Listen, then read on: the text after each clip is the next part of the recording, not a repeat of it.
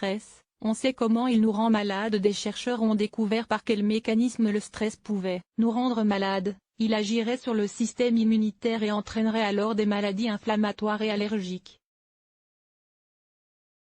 Explication.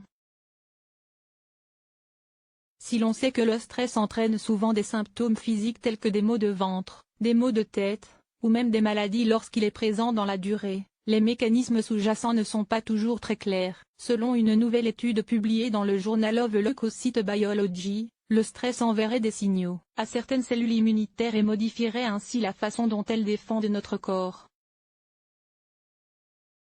Grâce à une étude chez la souris, les chercheurs de la Michigan State University ont mis en évidence un récepteur, nommé CRF1, qui aurait un rôle clé lors d'un épisode de stress.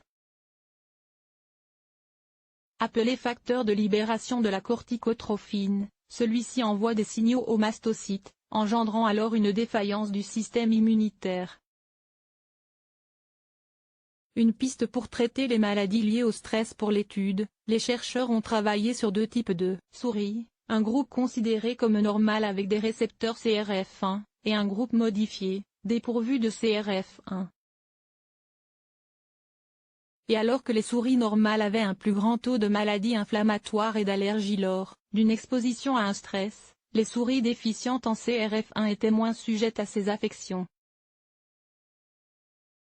Selon les chercheurs, ces résultats pourraient changer la façon dont l'on traite les maladies liées au stress telles que le syndrome du côlon irritable ou même l'asthme allergique.